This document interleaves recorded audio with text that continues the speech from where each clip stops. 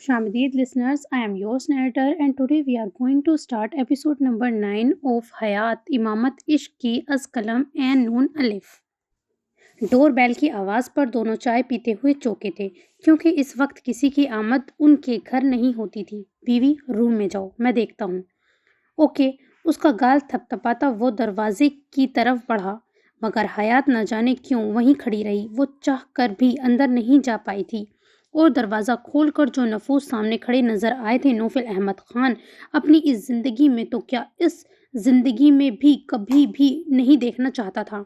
हरामजादे, कमीने, तूने मेरे बेटे को नामर्द बना डाला। जान ले लूंगा मैं तेरी। अबरार कुरैशी ने उसे गिरेबान से पकड़कर अंदर की तरफ धक्का दिया था। अगर वो इतना मजबूत और तवाना ना होता तो इस धक्के से जमीन बोस हो चुका होता। उसका नाम निहाद बाप अपने एक बेटे के लिए दूसरे बेटे की जान लेने आया था। इब्रार कुरैशी ने हाथ का मुक्का बनाकर उसके चेहरे पर मारा था। वो फिर पे दर पे कई थप्पड़ मारे थे।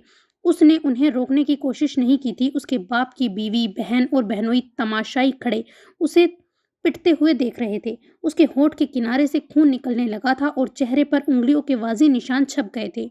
जाएं आप लोग यहाँ से, क्योंकि मैं सीरियसली ना आप लोगों से बात करना चाहता हूँ ना आप लोगों की शक्लें देखना चाहता हूँ। लहजा मुतवाजन था। अगर वो पहले वाला नौफिल अहमद होता तो अब उन लोगों को धक्के मारकर निकाल चुका होता।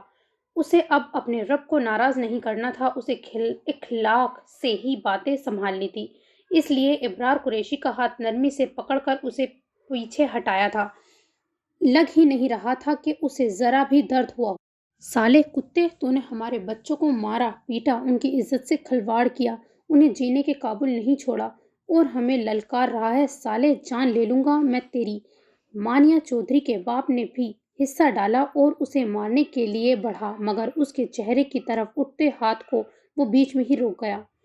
तुम लोगों की औलादों ने जो मेरे साथ किया मैंने उसे बार बार इग्नोर किया, लेकिन जो उन्होंने मेरी बीवी के साथ किया अगर उनके टुकड़े करके कुत्तों को भी खिला देता तो भी कम था। शुक्र करो जिंदा छोड़ दिया। उसके लहजे की फुंकार ने एक पल को उन सब को हरासा किया था, मगर वो भी अपने नाम के कमीने थे। जा जा, ऐसे ही कोई पारसाई की औलाद नहीं है तू, और तेरी बीवी भी। बस खबरदार जो अपनी घटिया जबानों से मेरी बीवी का नाम लिया। उसकी दहाड़ पे मानिया चौधरी की मां डर कर उछली थी। गेट आउट, इससे पहले कि नौफिल अहमद खान के अंदर का जानवर जाग जाए और अपनी कैद की दीवारें फलांग कर बाहर आए। दफा हो जाओ यहाँ से। मानिया के बाप को दरवाजे की तरफ धक्का देता एक बार फिर उसे मारने को बढ़ा था। उससे ज्यादा वो अपने गुस्से पर काबू नहीं पा सकता था, और जब बात उसकी बीवी की हो तो नहीं जाएंगे। जैसे तूने हमारे बच्चों को कहीं का नहीं छोड़ा, वैसे ही तू और तेरी बीवी का भी हाल होगा। तुझे क्या लगा यहाँ छुपकर घर ले लेगा, यहाँ छुपकर रहेगा तो किसी को तेरा पता नहीं मिलेगा? यावर कुरैशी की माँ ने भी जहर उगला था। और तेरी इस बीवी को तो मैं जिंदा नहीं छोड़ूंगी जिसके लिए तूने मेरी बेटी को बर्बाद किया, उसे साइको बना डाला। मानिया की माँ उसके रूम की तरफ बढ़ी थी जहां उसने हयात को जाते देख लिया था। उसके बढ़ते कदमों को नौफिल अहमद खान की एक दहाड़ ने ही रोक दिया था। आ रही है पुलिस तुझे और तेरी बीवी को गिरफ्तार करने, लोगों को हरासा करने और उनसे गलत काम करवाने के इल्ज़ाम में। बिल्कुल पक्के सबूत जमा किए हैं। तुझे क्या लगा हीरो बन जाएगा, नाम मिल जाएगा तो तेरी औकात बदल जाएगी? रहेगा तो तू वही एक तवायफ का बेटा जो ना जाने कितने मर्दों के साथ रही हो। तू तो खुद गवाह है अपनी माँ के कारनामों का। हराम की औलाद, उसके बाप के नाम निहाद बीवी उसकी माँ पर उसकी जलील बाप के सामने मौलागत बक रही थी और वो उसकी हाँ में हाँ मिला रहा था। चारों के चारों उसकी माँ और उसके लिए ऐसे ऐसे अल्फाज का इस्तेमाल कर रहे थे जो उसका सीना चीरते जा रहे थे। फिर से उसकी जात पर वही हमला किया गया था जो उसे तोड़ फोड़ कर रख देता था, और शायद उन लोगों को उसकी ये कमजोरी पता थी जभी वहीं वार करते थे जहां दर्द होने का गुमान होता था। वो मुसल्ला पर बैठी बाहर की गोलाबारी सुन रही थी। डर से कांपती वो अपने रब से मदद तलब कर रही थी।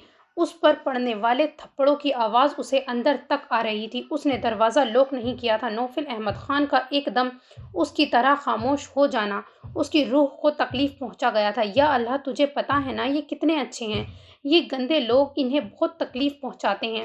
ان کی ماں کو لے کر، اللہ ان کی ماں اچھی ہے، میں نے خواب میں ان کو بڑی خوبصورت جگہ، اور وہ جنت کے سوا کون سی ہوگی، میں نے قرآن پڑھتے دیکھا ہے، اور یہ خواب میں انہیں بتانے والی تھی تاکہ انہیں خوشی ہو، مگر یہ گندے لوگ پہلے آ گئے۔ اللہ پلیز تو ان کی مدد کرنا، ان کی ماں کی حقیقت ان کے سامنے لا دے، ورنہ یہ کبھی بھی معتبر نہیں ہو پائیں گے۔ وہ سجدے میں گری، اپنے شوہر کے لیے اپنے رب سے مدد طلب کر رہی تھی، جب اسے آواز آئی تھی، کسی نے کہا تھا کہ پولیس آ رہی ہے 5-10 منٹ میں۔ شاید ان لوگوں نے پہلے اس کی توازہ خود ہی کرنے کا سوچا تھا، جبھی پولیس کو دیر سے بلایا تھا۔ یا اللہ مدد کر پلیز، ان گندے لوگوں نے جس طرح انہیں تکلیف دی ہے، ان کو پولیس لے جائے گی، یہ کچھ نہیں کہیں گے، اگر بات مجھ پر آئی تو یہ پھر ان سب کی حالت خراب کر دیں گے، اور پھر تو پولیس سزا بھی دے گی۔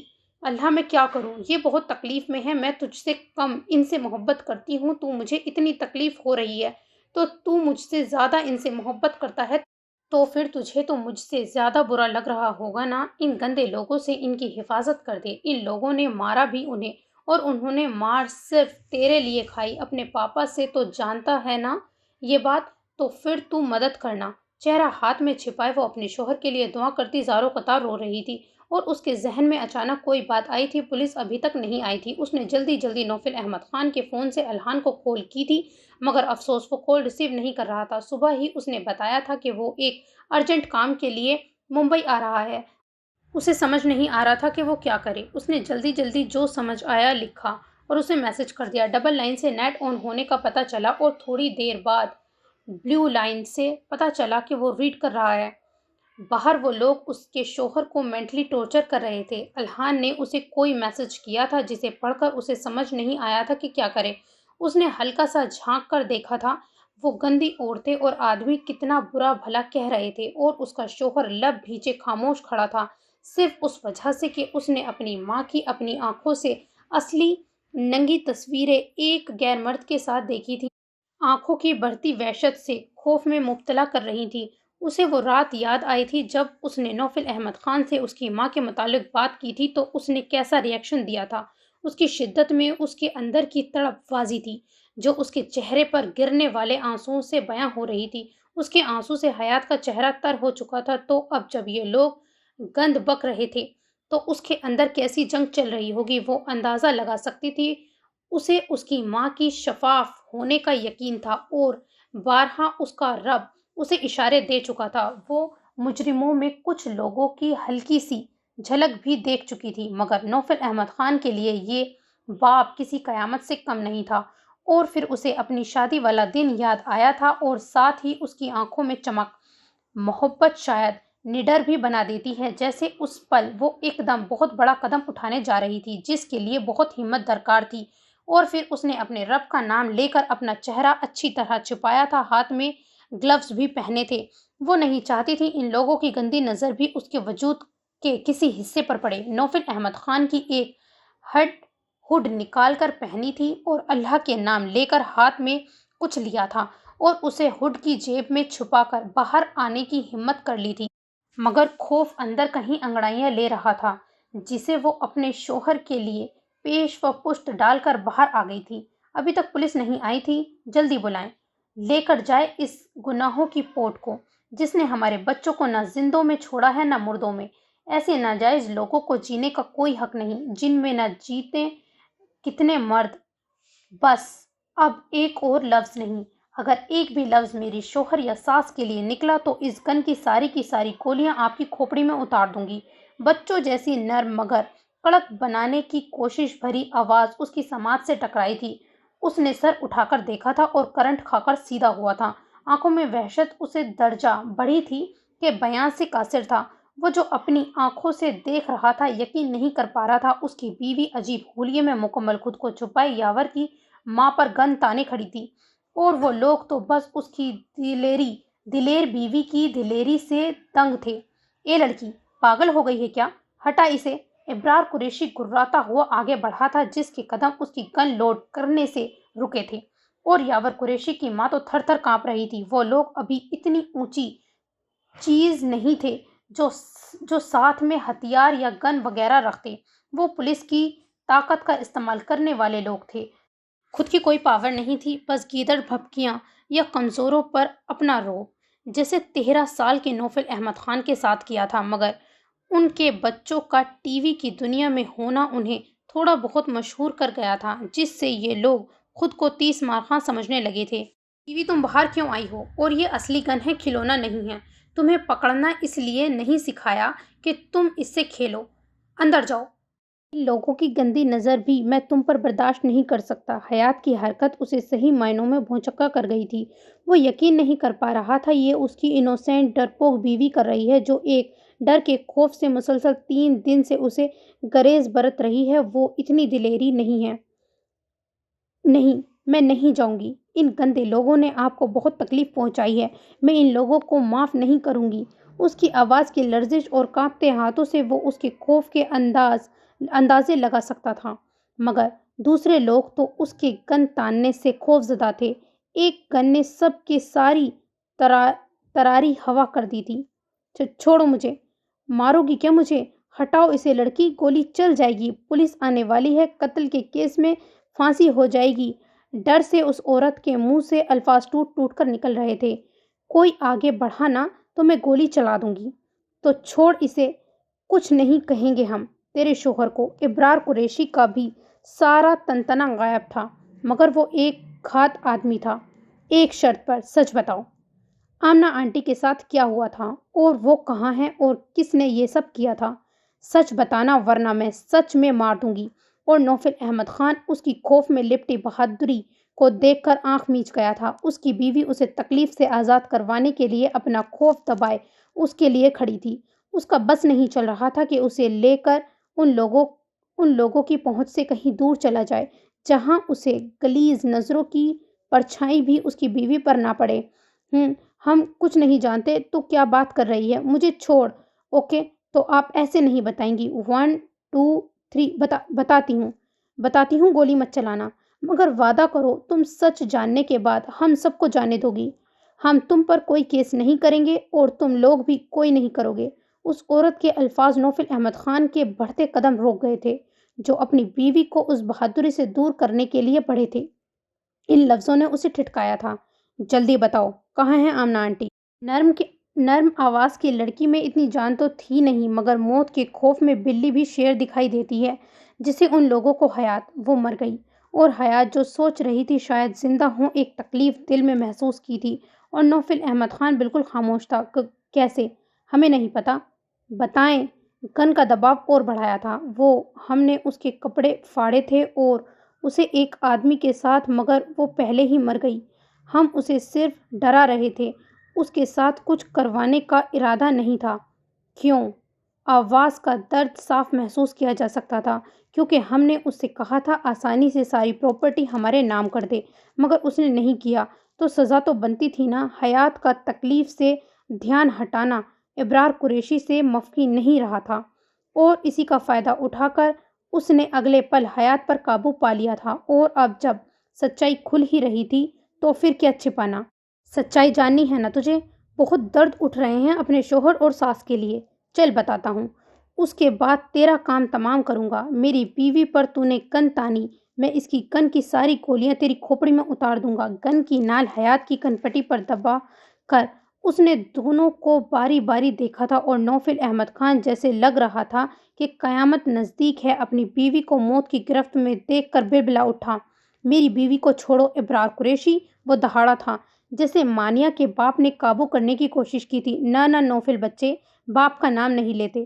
سچائی تو سن پہلے، تبھی تو تیری اس چھٹانگ بھر کی بیوی کو چھوڑوں گا۔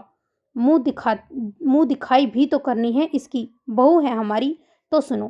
تیرا نانا امیر آدمی تھا، میرا باپ وہاں کام کرتا تھا، مگر گھر میں زیادہ خرچے کی وجہ سے وہ کمائی پوری نہیں ہوتی تھی۔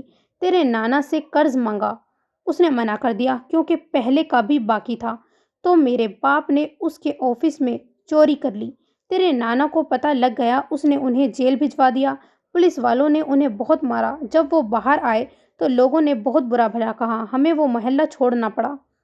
مجھے تیرے نانا پر بہت غصہ آیا۔ میرے باپ نے کہا جس مال پر وہ اترا رہا ہے وہ سارا مجھے چاہیے۔ بس پھر کیا تھا، ہو گئی پلاننگ۔ میری پہلی بیوی، میری ماں، بہن بہنوئی سب نے ساتھ دیا۔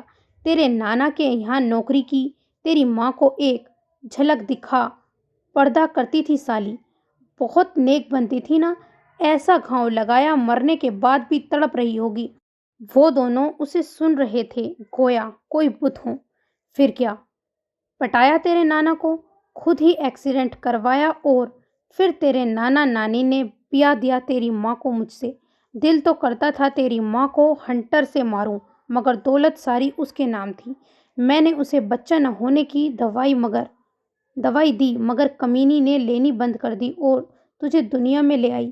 شمینہ مجھ سے ناراض ہو گئی، تب بھی دل کیا تیری ماں کو جان سے مار دوں تجھ سمیت، مگر ابھی ذرا وہ سونے کا انڈا دینے والی مرغی تھی اور اسے 13 سال تک اور پالنا تھا۔ پتہ نہیں وہ گھونسٹ بڈھا عجیب وصیت کر گیا تھا، تیری ماں اپنی اولاد کے 12 سال کے ہونے پر ہی پراپرٹی ٹرانسفر کر سکتی تھی، وہ بھی اگر بیٹا ہوتا تو، ورنہ وہ بھی نہیں۔ اسی لیے پھر تجھے بھی پالنا پڑا۔ اس نے بھی پراپرٹی میرے نام نہیں کی، بعد میں اس نے نہ جانے کیسے بھنک پڑ گئی۔ میں نے اس سے بہت کہا ساری پراپرٹی میرے نام کر دے مگر نہیں مانی، بولی ساری میرے بیٹے کی ہے، تم جیسے کمینوں کی نہیں۔ بس آ گیا غصہ، لے گیا میں اس کو اٹھا کر اس کی سسرال۔ سالی ڈھیٹ تھی، مار کھا کر بھی نہیں مانی تو دوسرے طریقے سے سمجھانا پڑا اور یہ ہڑبا کام کر گیا۔ اس نے بتایا گھر تیرے نام ہے اور سارا بزنس یعنی 100 کروڑ کی پراپرٹی میرے نام کر دی۔ اس نے کہا کہ اب اسے جانے دیں، ہم بھی جانے دیتے مگر میرے بڑے سالے کی اس پر نیت خراب ہو گئی، تو میں نے سوچا کسی اور کا ہی بھلا ہو جائے، اسی لیے طلاق دے دی۔ تیری ماں نے مجھے تھپڑ مارا، ایک نہیں 3، اس کی بھی تو سزا دینی تھی، تو سالے کو کہہ دیا کہ کبھی بلو فلم نہیں دیکھی، آج لائیو دکھاؤ، مگر تیری ماں تو آدھے کپڑے پھٹنے پر ہی پھر گئی اور ساتھ ساتھ میرے سالے کے دل میں بھی چھرا گھونپ گئی۔ بس پھر کیا تھا، آ گیا سمینہ کو غصہ، مار دیا اس نے تیری ماں کو اور وہیں اس کی قبر کھود کر دبانا پڑا، اور تجھ سے بھی تو گھر اپنے نام کروانا تھا، اسی لیے اس کی وہ آدھی ننگی فوٹو کھینچنی پڑی اور پھر ہمارا کام ہوتا گیا۔ مگر سالی نکلی بڑی کمینی، اصلی زمین تو تیرے نام کر گئی اور پتہ بھی نہیں لگنے دیا۔ حیات اور نوفل احمد خان کو تو گویا سانپ سونگھ گئے۔ سچائی اتنی تلخ اور اذیت ناک تھی دونوں کے وہم و گمان میں بھی نہیں تھا۔ نوفل احمد خان کو لگ رہا تھا وہ سانس نہیں لے پائے گا، جس ماں سے اس نے 15 سال نفرت کی اس کا نام تک نہیں لیا۔ اسے جتنا درد اس وقت ہو رہا تھا پچھلے 8 سالوں میں بھی نہیں ہوا تھا۔ اس کی با پردہ با حیا ماں کی ایسی تذلیل، یہ کیا کیا تو نے ابرار، سچائی بتا دی اس کو، اگر پولیس کو خبر ہو گئی تو؟ میں کچھ اور بتانے والی تھی اس کو، تم نے قتل والی بات بھی بتا دی۔ سمینہ کو کچھ غلط ہونے کا احساس ہوا تھا، تو فکر نہ کر سمینہ، یہ پولیس کو تو جب بتائیں گے جب کسی قابل ہوں گے۔ اس کی شیر کی جان تو اس طوطے میں بند ہے نا، تو آج یہی طوطا ہماری، چل جلدی کر۔ ہو گیا حساب برابر، پولیس کو منا کر، غالباً اس لڑکی کے لیے اس نے میرے بیٹے کو نامرد بنایا ہے نا، اب اس لڑکی کو ہی کوٹھے کی زینت بناؤں گا۔ رکو، مجھ پر گن تانی تھی نا، اس کا حساب تو لے لوں۔ اور ساتھ ہی کھینچ کر حیات کے چہرے سے نقاب کھینچے بغیر ہی کئی تھپڑ مارے تھے جو اتنے شدید تھے کہ وہ زمین پر گری تھی، اور اسی کے ساتھ نوفل احمد خان کا سکتہ ٹوٹا تھا اپنی بیوی کو زمین پر گرے دیکھ کر اور اس کے لیے ایسے الفاظ سن کر۔ اس کا خون میں اٹھنے والا ابال ان لوگوں کے لیے بالکل بھی صحیح نہیں تھا۔ نانا پتر، اگر ایک قدم بھی آگے بڑھایا نا تو تیری بیوی کو ابھی کے ابھی اوپر پہنچا دوں گا۔ تیری ماں کو تو پھر بھی 2 دن لگے تھے اوپر پہنچنے میں، مگر تیری بیوی کو تو 1 منٹ بھی نہیں لگے گا۔ ابرار قریشی نے اسے آگے بڑھتے دیکھ کر گن حیات کی طرف تانی تھی جو اس کے قدموں کو روک رہی تھی۔ یہ گن خالی ہے، حیات کے کہنے کی دیر تھی، اور پھر نوفل احمد خان جو زخمی شیر کی طرح پھڑپھڑا رہا تھا اپنے شکاروں کو سنبھالنے کا موقع دیے بغیر ان کے انجام تک پہنچنے لگا تھا۔ ابرار قریشی اور اس کی بیوی بہن اور بہنوئی زمین پر پڑے تھے اور وہ ان چاروں پر بیلٹ برسا رہا تھا۔ وہ اکیلا ان کو ایسے مار رہا تھا جیسے 4 لوگ ہی الگ الگ ان کو مار رہے ہوں۔ عورتوں کو ایک مارتا تو مردوں کو 2، مگر آج اس کے اندر کا جانور واقعی بالکل زخمی تھا، اور زخمی جانور زیادہ خطرناک ہوتا ہے۔ جیسے جیسے اس کی ماں کی تکلیف یاد آ رہی تھی، بیلٹ میں پاور اتنی ہی بڑھتی جا رہی تھی۔ پورے گھر میں ان لوگوں کی چیخیں گونج رہی تھی، مگر اس نے نہ ان عورتوں پر رحم کیا تھا نہ مردوں پر، جنہوں نے اس کی ماں کو برہنہ کیا، اسے زنا کے منہ میں ڈالنے کی کوشش کی، اس کی بیوی کو مارا اور اس کے ساتھ بھی ایسا ناپاک کام کرنے کا ارادہ کیا۔ وہ ان لوگوں کو بخشنے والا نہیں تھا۔ اس نے ان لوگوں کو ہاتھ نہیں لگایا تھا۔ اس کی بیلٹ اور اس کی مارنے کی طاقت ان لوگوں کی چمڑی ادھیڑ رہی تھی۔ حیات اس کا یہ روپ دیکھ کر تھر تھر کانپ رہی تھی، بار بار دروازے کی سمت دیکھ رہی تھی جہاں سے وہ کسی کے آنے کی توقع کر رہی تھی۔ جو ہوا تھا وہ اس کے وہم و گمان میں بھی نہیں تھا۔ اس سے پہلے کہ وہ انہیں جان سے مار دے، اسے نوفل احمد خان کو روکنا تھا۔ یہ لوگ مر جائیں گے، پلیز بس کریں، قانون ان لوگوں کو انہیں سزا دے گا، آپ پلیز خود کے ہاتھ خون سے نہ رنگیں۔ کانپتے ہاتھ سے اس نے بفرے ہوئے نوفل احمد خان کو پکڑنے کی کوشش کی تھی۔ روم میں جاؤ بیوی، باہر نہیں آنا۔ لہجہ نرم تھا مگر تنبیہ کڑی تھی، جو حیات کے خوف میں اضافہ کرنے کو کافی تھی۔ پلیز نہیں، آپ بھی چلے۔ ایک اور کوشش کی۔ I said go inside. پہلی بار وہ اس پر اتنے خوفناک انداز میں چلایا تھا۔ وہ ڈر کر کئی قدم پیچھے ہٹی تھی۔ کانپ تو وہ پہلے ہی رہی تھی مگر اب گو بیلٹ برساتے ہوئے اسے وہیں کھڑے دیکھ کر وہ پھر چلایا تھا، اور اس بار حیات کے قدم خود بخود روم کی طرف مڑے تھے، اور تبھی ڈور پر بیل بجی تھی، جسے سن کر روم میں جاتی حیات پلٹ کر دروازے کی سمت بھاگی تھی اور بنا سوچے سمجھے دروازہ کھول دیا تھا، جسے یقین ہو کہ آنے والا کون ہوگا، اور اس کا یقین غلط نہیں تھا۔ باہر وہ 2 عورتوں اور 2 مردوں کے ساتھ آیا تھا۔ بھابھی، اس کی بری حالت دیکھ کر اسے حیرت کا شدید جھٹکا لگا تھا، کیونکہ وہ مکمل پردے میں تھی، پھر بھی ابتر حالت کچھ غلط ہونے کا سگنل دے رہی تھی، اور اس سے بھی بڑا جھٹکا اندر سے آتی چیخ اور مار پیٹ کی آواز پر تھا، مردوں اور عورتوں کی ملی جلی آوازیں۔ وہ بھاگتا ہوا اندر آیا تھا اور نوفل احمد خان کو جانوروں کی طرح زمین پر پڑے لوگوں کو مارتے دیکھ کر وہ بت بن گیا تھا۔ نوفل یار، کیا کر رہے ہو؟ چھوڑو ان لوگوں کو، جان سے مارو گے کیا؟ اسے دونوں بازوؤں سے پکڑ کر قابو کرنے کی کوشش کی تھی اور ساتھ ہی دوسرے لوگوں کو بھی مدد کے لیے بلایا۔ اس کے اکیلے سے سنبھلنے والا نہیں تھا وہ۔ چھوڑو الحان، مار دوں گا ان کمینوں کو جان سے۔ ان لوگوں نے میری ماں کے ساتھ اور اب میری بیوی، اس سے دونوں ہی جملے پورے نہیں ہوئے تھے۔ وہ بفر کر پھر ان کو مارنے لپکا تھا، جسے بڑی مشکل سے ان تینوں لوگوں نے قابو کر رکھا تھا۔ کچھ ہی جان باقی ہے، تم ان لوگوں کی چمڑی ادھیڑ چکے ہو، جان لے کر پھانسی کے پھندے پر چڑھنا چاہتے ہو؟ بھول گئے تم تمیز تم چھوٹے بڑوں کی؟ یہ آدمی باپ ہے تمہارا، یہی سوچ لیتے۔ اس نے ایک نظر خون میں لت پت پڑے لوگوں کو دیکھا جو نیم بے ہوش ہو رہے تھے۔ نہیں ہے یہ میرا باپ، اس لیے اس کا گندا خون بھی میرے جسم سے 7 سال پہلے نکال لیا گیا تھا۔ یہ لوگ قاتل ہیں میری ماں کے۔ اس کی خطرناک آواز پورے گھر میں ٹکرا رہی تھی۔ الحان زبردستی ان لوگوں کی مدد سے اسے روم میں لایا تھا اور ساتھ ہی حیات کو اشارہ کیا تھا کہ اس کو اب باہر نہ آنے دے جب تک سب کچھ سنبھال نہیں لیتا، اور ان لوگوں کے ساتھ مل کر بہت ہی پراسرار طریقے سے اس نے زخمی لوگوں کو وہاں سے نکالا تھا کہ کسی کو شک نہ ہو، اور پھر اس کا گھر صاف کروایا تھا۔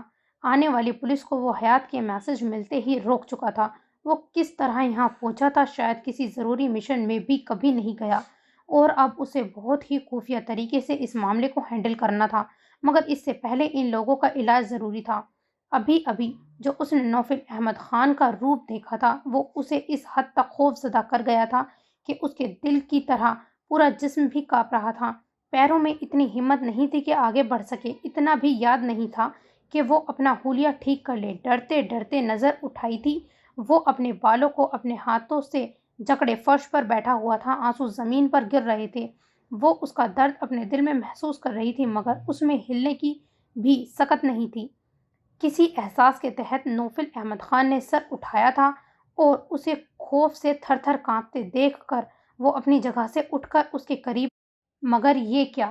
حیات تو اس کو قریب آتے دیکھ کر جو رہی صحیح ہمت تھی وہ بھی گنوا چکی تھی۔ بیوی اس سے پہلے وہ فرش پر گئی تھی، وہ اسے اپنی باہوں میں اٹھا چکا تھا اور پھر ویسے ہی فرش پر بیٹھتا چلا گیا۔ جو حقیقت آج اسے پتہ چلی تھی اس نے اس کی روح تک کو زخمی کر ڈالا تھا۔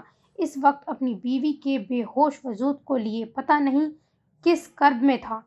I need you بیوی، please wake up. I extremely need you. I am unable to breathe. Please give me some breath. اسے زور سے خود میں بھینچے وہ سرگوشی کر رہا تھا جو اسے بے ہوش وجود کی سماعت سے کوسوں دور تھا۔ وہ ہمت کرتا اسے لے کر بیڈ پر آیا، اسے لٹا کر اس کا حولیہ ٹھیک کیا، سانس چیک کی جو نارمل تھی۔ وہ بس آج کے خوف سے بے ہوش ہوئی تھی، مگر اس کے چہرے پر تھپڑوں کے نشان تھے۔ اس نے جھک کر اپنا چہرہ اس کے چہرے پر رکھا تھا جیسے اس کے نشانوں کو اپنے چہرے پر چھاپ رہا ہو، پھر اس کے اوپر پانی چھڑکا۔ تھوڑی دیر بعد اس نے ہلکی سی آنکھیں کھولی تھی، مگر آج نوفل احمد خان اپنے آپ میں نہیں تھا۔ اسے اپنی بیوی کی فکر تھی، مگر آج وہ وجود بے جان سا تھا، بس ہاتھ پیر چلا رہا تھا ایک روبوٹ کی طرح۔ نماز پڑھ لو بیوی، اور بالکل بھی خوفزدہ نہیں ہونا، تمہارا شوہر تمہیں کبھی بھی ہرٹ نہیں کر سکتا۔ میں جانتا ہوں تم مجھ سے خوفزدہ ہو رہی ہو۔ ڈونٹ وری، میں باہر ہوں، تو روم میں رہو اور نماز پڑھ کر سو جانا۔ اس کو آنکھیں کھولتے دیکھ کر اس نے کہا تھا اور خود باہر نکلتا چلا گیا تھا۔ آج اس کے لفظوں میں کیا تھا جو حیات کو اندر تک جھنجھوڑ گیا تھا؟ اس کا خوف پوری طرح تو نہیں، پھر بھی کچھ حد تک کم ہو گیا تھا۔ اسے نوفل احمد خان اس طرح ٹوٹا بکھرا اچھا نہیں لگا تھا۔ نماز پڑھ کر اس نے وظائف پڑھے، کچھ صورتیں نوفل احمد خان کے لیے پڑھیں اور اللہ سے تمام باتیں کر کے اٹھی ہی تھی جب دادی کا فون آ گیا۔ السلام علیکم دادی۔ آواز کا بھیگا پن دادی کو چونکا گیا تھا۔ وعلیکم السلام، میری بچی تو ٹھیک ہے؟ جی دادی۔ دادی سے بات کرتے ہوئے اس کا لہجہ کانپنے لگا تھا، بہت زیادہ رونے کی چاہت ہونے لگی تھی۔ حیات، کیا بات ہے بچے، بتاؤ؟ دادی کا پوچھنا تھا کہ وہ روتے روتے ساری بات بتانے لگی تھی، جسے سن کر دادی بالکل خاموش ہو گئی تھی۔ ایک بار پھر ان کا دل اپنی بچی کے شوہر اور اس کی ماں کے لیے درد سے بھر گیا تھا۔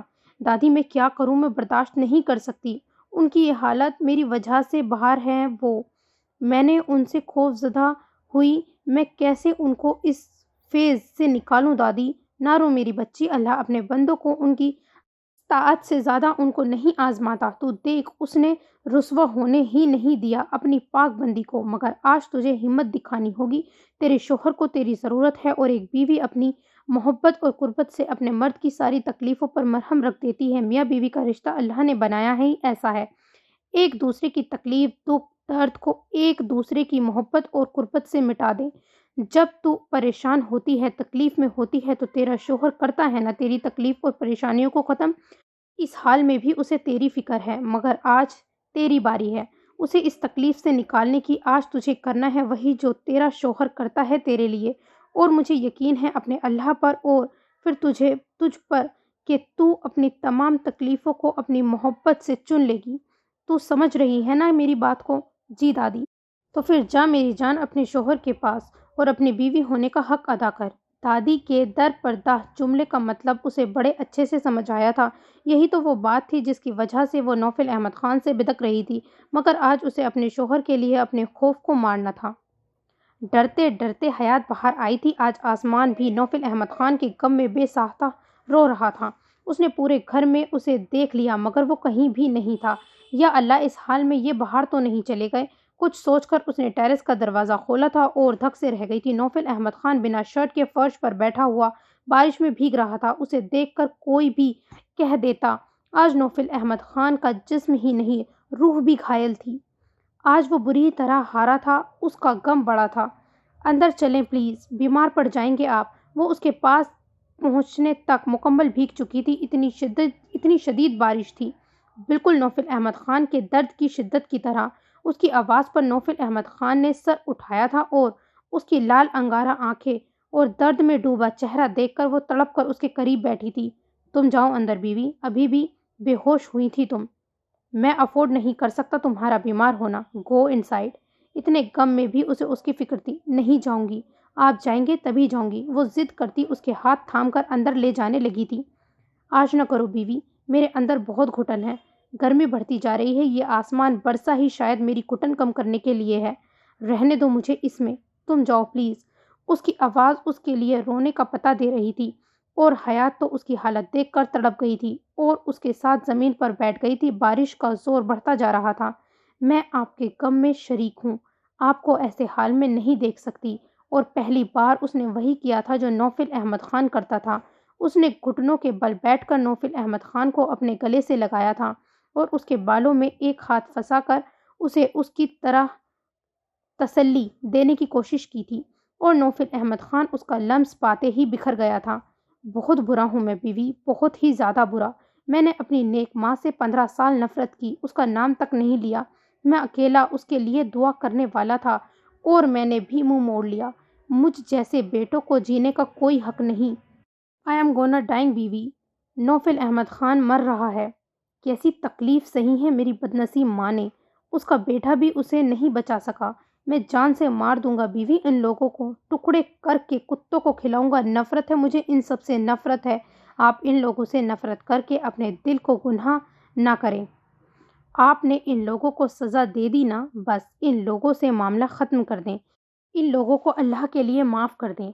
उसकी आंखों में देखती वो बमुश्किल बोल रही थी। आंखों से आंसू लड़ियों में बह रहे थे। मैं हूँ ही बहुत बुरा बीवी, तुम्हें भी ऐसी मुश्किल में डाला। मेरी माँ ने मेरे लिए तकलीफ सही, नफरत करो मुझसे। एक घटिया आदमी के गंदे खून से बना हुआ हूँ मैं। इस लंबे चौड़े मर्द को काबू करना इस जैसी कमज़ोर और नाजुक लड़की के बस में कहाँ था, मगर फिर भी वो उसे संभालने में हलकान हो रही थी। आप सबसे अच्छे हैं, सबसे। आपकी माँ आपसे कभी नाराज़ नहीं हुई। मैंने ख्वाब में उन्हें जन्नत में पाया था, वो हम दोनों से राज़ी हैं। उसे यकीन दिलाना ज़रूरी था। इतना लंबा चौड़ा मर्द रोता हुआ, तकलीफ़ में तड़पता हुआ उसे बिल्कुल भी संभल नहीं रहा था, मगर आज उसे नौफिल अहमद खान का तरीका कारगर अपनाना था, जो उसके लिए इंतहाई मुश्किल था, मगर वो अपने शौहर के लिए करना चाहती थी। तुम सच कह रही हो, माँ मुझसे राज़ी है, वो नाराज़ नहीं मुझसे और सच में जन्नत में है। कैसा पुरुम्मीद सवाल था।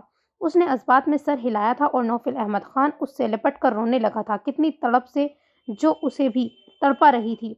और फिर टूटते बिखरते नौफिल अहमद खान को वो उसकी वही शिद्दतें लौटाने लगी थी जो उसने ना जाने उस पर कितनी बार लुटाई थी। आपको तकलीफ में नहीं देख सकती मैं। बारिश के कतरों में मिले उसके आंसुओं को वो एक एक करके चुनकर उसकी तकलीफों को कम करने लगी थी। वो पूरी तरह उस पर छा रही थी। वक्त गुजरता जा रहा था और उसके साथ ही बारिश का जोर भी बढ़ता रहा था। हम दोनों मिलकर आमना माँ के लिए इतना करेंगे जितना आपने करने का सोचा था। उसकी पेशानी पर उभरी दर्द की लकीर को मिटाते हुए उसके दर्द में कुछ और कमी की थी। मैं अल्लाह और रसूल के बाद आपसे सबसे ज़्यादा मोहब्बत करती हूँ। मुझे इस वक्त आपको तकलीफ़ में देखकर इतनी तकलीफ़ हो रही है जितनी आमना माँ को होती।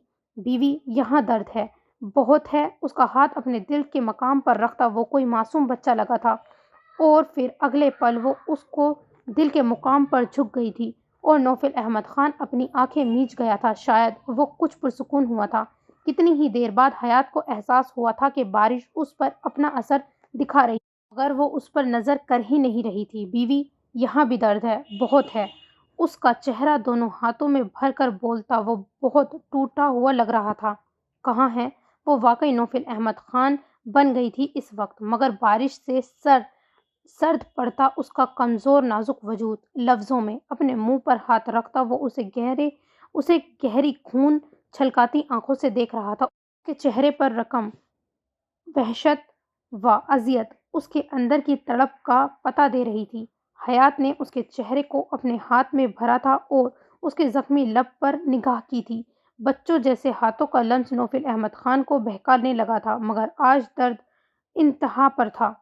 आप मुझे अपने सारे दर्द दे दें, जितने भी हैं, लफ्ज़ों के भी, दिल के भी, जिस्म के भी, अपनी वहशत व शिद्दत भी। कांपते लबों का रंग बदल रहा था, अल्फाज टूटकर अदा हो रहे थे। वो सर्दी से पूरी कांप रही थी, मगर उसे बस अपने शौहर के दर्द चुनने थे और नौफिल अहमद खान उसकी बात सुनकर झुका था और उसके टूटते लफ्ज़ों को जोड़कर अपना दर्द मिटाने की कोशिश करने लगा था। कितना वक्त गुजर चुका था, मगर उसका दर्द कम नहीं हो रहा था। उसकी शिद्दत बढ़ती जा रही थी, जो हयात के बेजान कर रही थी। मगर وہ اسے روکنا نہیں چاہتی تھی، کچھ بھی کر کے وہ اس کے درد کو ختم کرنا چاہتی تھی۔ بارش ابھی بھی زور شور سے انہیں بھگو رہی تھی، مگر ان دونوں کو ہی اب کوئی پرواہ نہیں تھی کہ وہ کتنے گھنٹوں سے بارش میں بھیگ رہے ہیں۔ اس کا سرد پڑتا اور بالکل بے جان ہوتا وجود نوفل احمد خان کو چونکا گیا تھا۔ اس نے اپنا چہرہ اٹھا کر اسے دیکھا تھا، جو بمشکل اپنی آنکھیں کھولنے کی کوشش کر رہی تھی۔ نوفل احمد خان نے اس کو اپنے شدید فعل پر شرمندگی کوئی ہوئی اور خود پر غصہ بھی آیا۔ اسے مضبوط اور طاقتور مرد کی پکڑ اور شدت اس نازک وجود کے لیے تکلیف دہ تھی، مگر وہ بیوی تم ٹھیک نہیں ہو، چلو اندر۔ وہ اسے لے کر اٹھ رہا تھا جب اس نے اس کا ہاتھ پکڑ کر واپس روک لیا تھا۔ اس کی آنکھیں بوجھل ہو رہی تھی، اس کے ٹھنڈ سے تھرتھراتے جسم کو دیکھ کر اسے پھر خود پر غصہ آیا تھا۔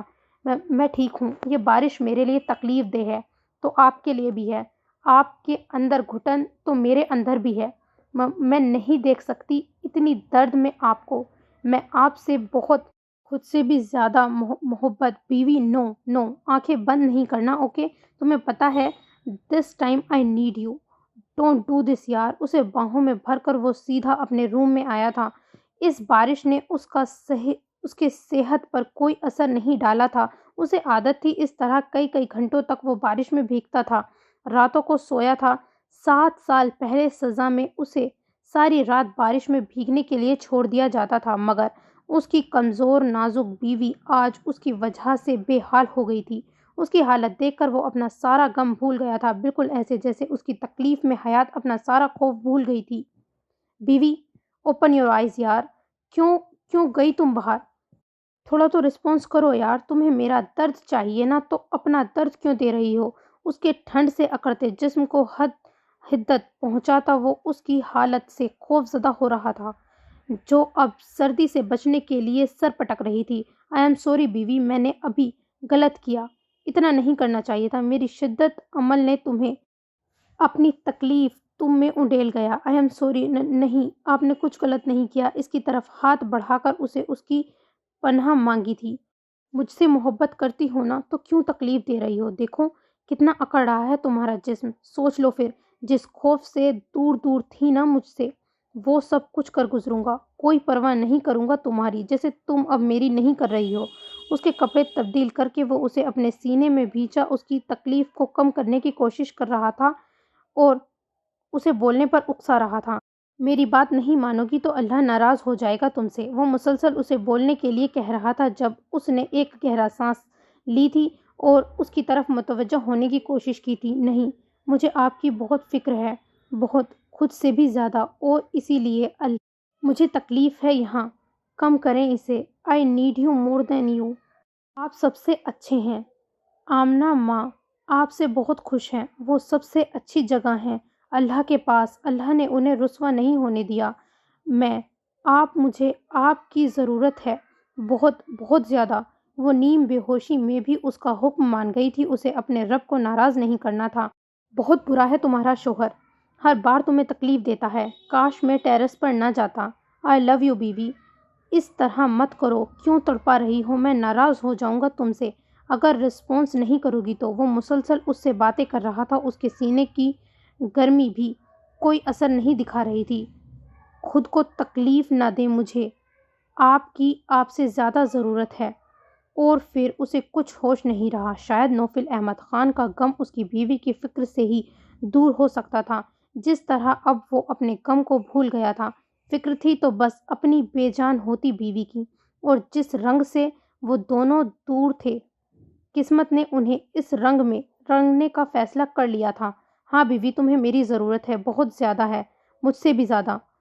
میں اس تکلیف کو دور کر دوں گا، تم مجسم میری ہو اور میں تمہیں کچھ نہیں ہونے دوں گا۔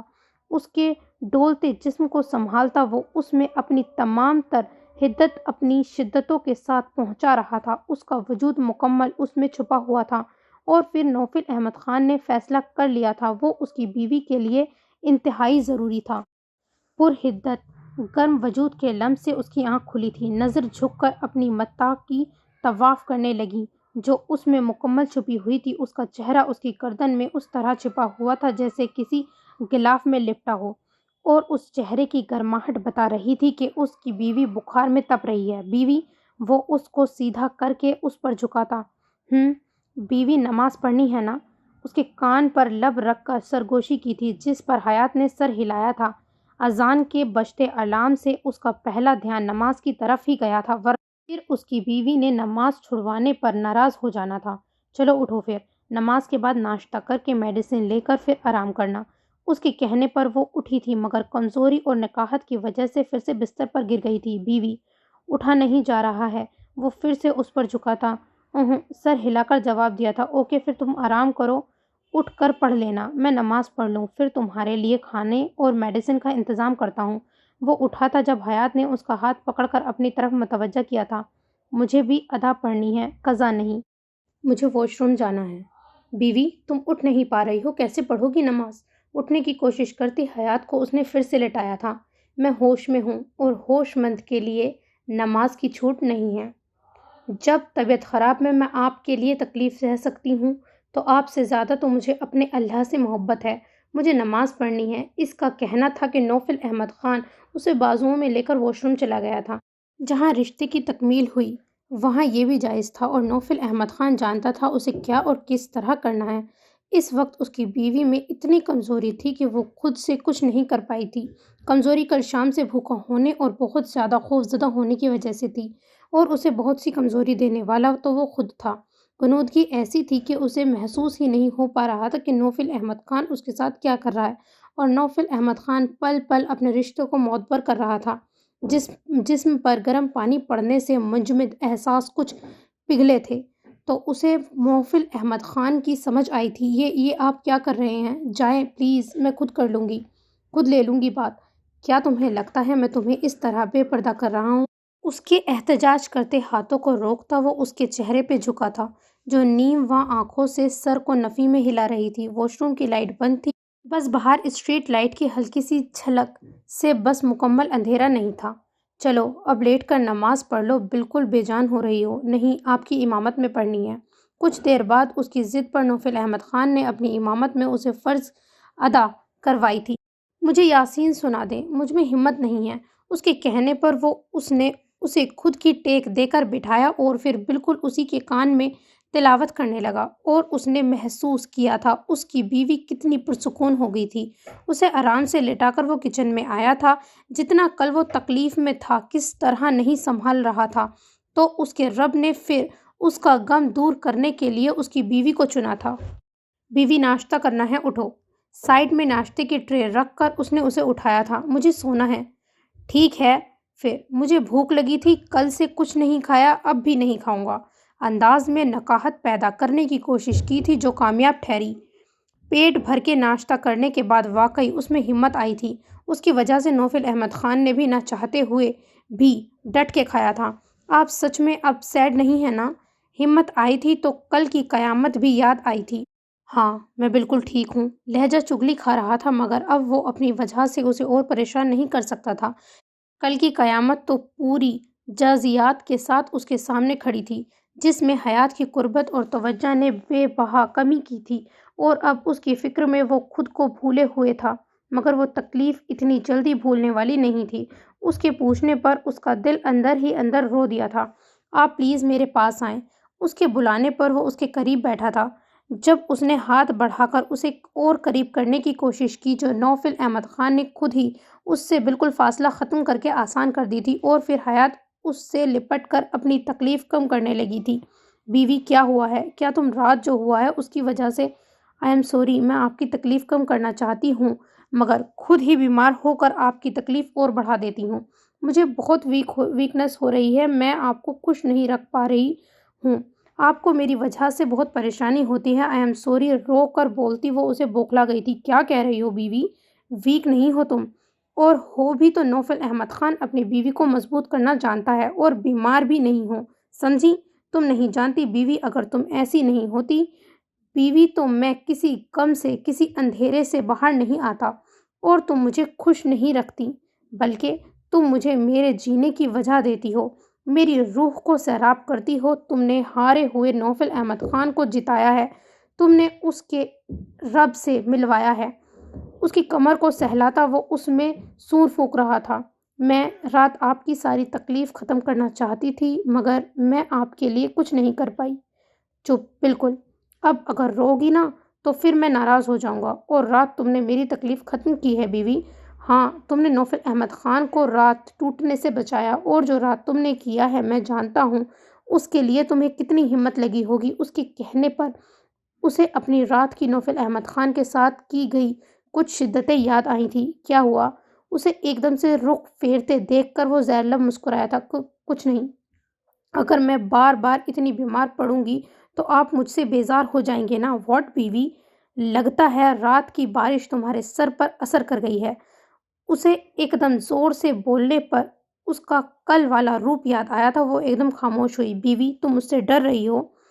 اسے اس کے حصار توڑ کر پیچھے ہوتے دیکھ کر اس نے بھویں اچکائی تھی. آپ غصے میں بہت ڈینجر لگتے ہیں. کل آپ نے مجھے بہت زور سے چلائے تھے. اس کا ڈر اود کر آیا تھا. اسی خوف سے بچنے کے لیے چلایا تھا.